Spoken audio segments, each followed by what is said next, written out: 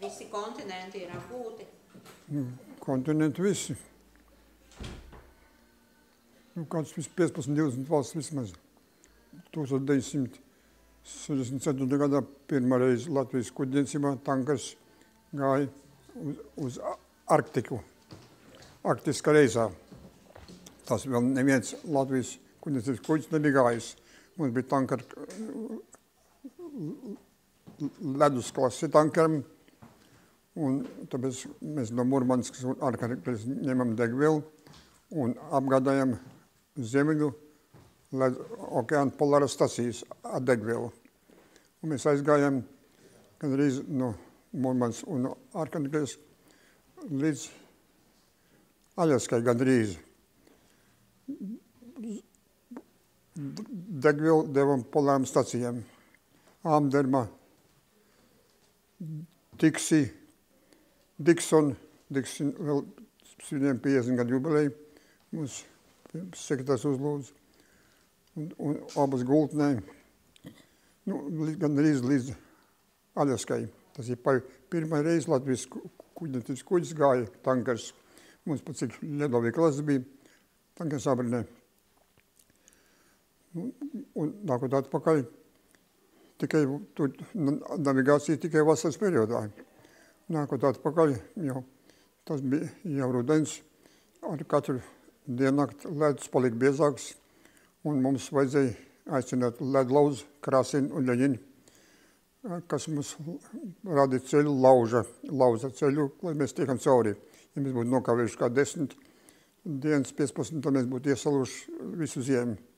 Un no lidmašīnas mums met kartes, kur labāk iet, kur ledovīja klases ir.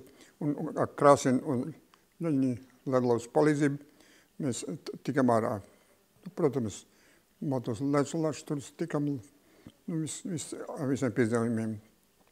Tagad tas pirmais Latvijas kuģniecības kuģis no Latvijas, pirmā reize izgāja. Un tā mēs daudzus gadus vasaras periodā no pavasara līdz rudenim apgādājam Ziemeļu polāras stacijas ar degvielu.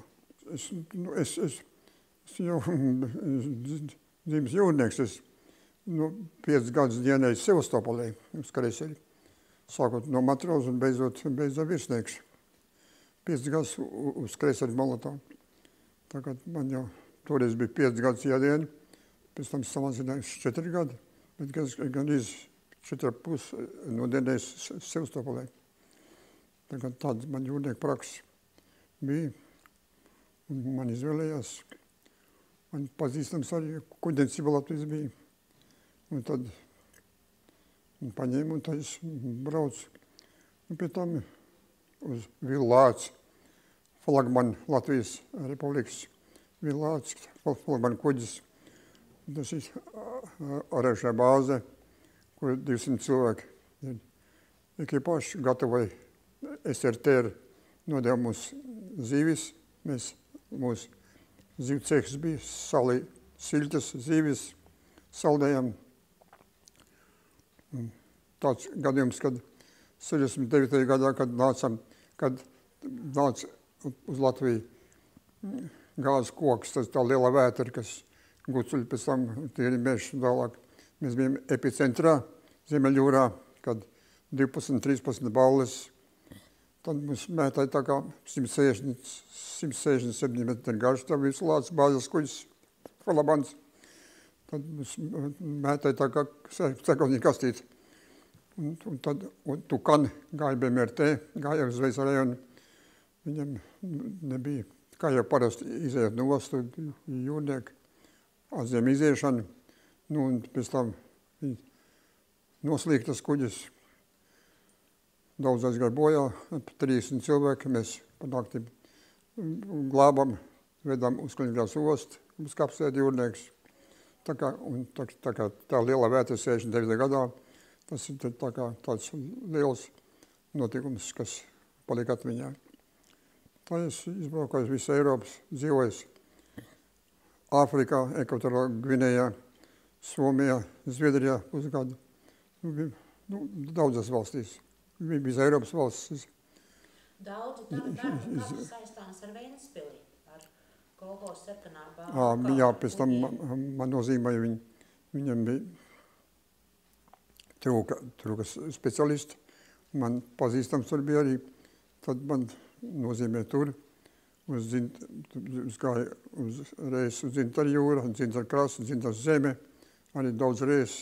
Ostas kapteinis tagad Buksārvits, man pazīstams ir. Mēs ilgus gadus gājam jūrā.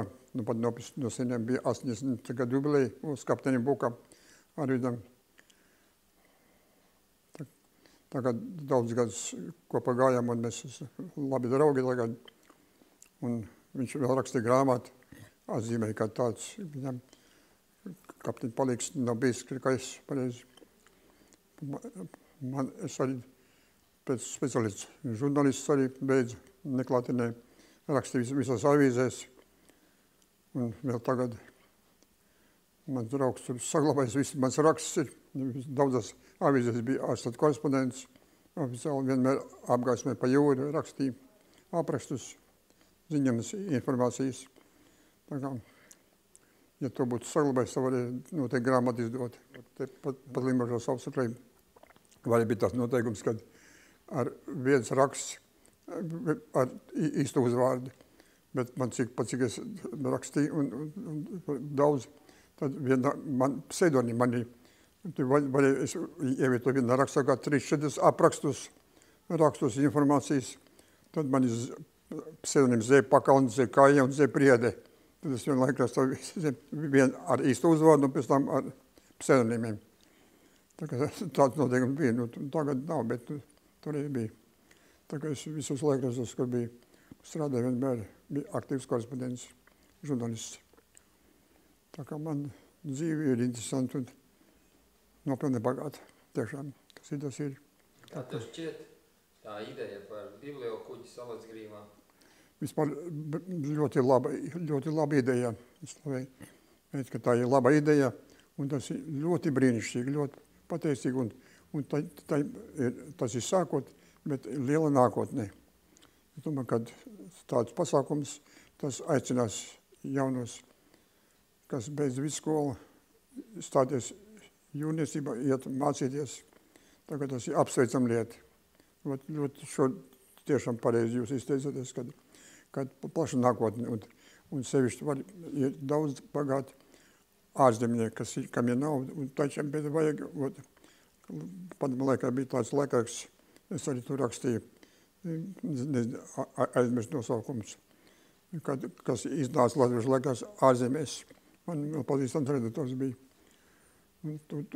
Tādu uzsaukumu ārzemēs, ka ir, lai ziedot, un noteikti būs atsauksmes būs. Un tā kā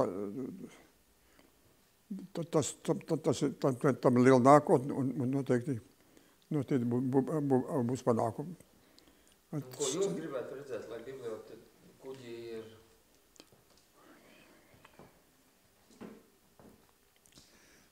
Latvijas tauta jūrniecības tauta tiešām, kas Valdemārs Ainažos vien, kas 3 reizes bijis tādā muzejā. Tā kā tā ir nākotne un vairāk tiešām. Mans dēls jūrnieks arī kapteinis. Tā kā latvieši jūrnieku tauta, ņemot vērā vēsturi, Ainažos taisīja kuģis. Tā kā tā ir liela nākotne un tā ir apsveicama lieta, ko meita sāk. Un tā kā tam ir liela nākotne, un es domāju, ka atsauksmes būs, un jūrnieku noteikti jaunieši, jo patreiz jūrniecības specialitāte vislabāk apmaksāt ir.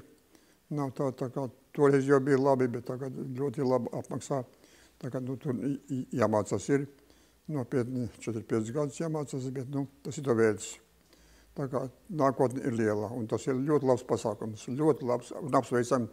Domāju, kad mūsu valdība atbalstīs to un visu pasākumu, ko plāno, jūs šodien izteicoties ļoti labas idejas, tas ir tik apsveicam un es domāju, ka panākumi noteikti būs.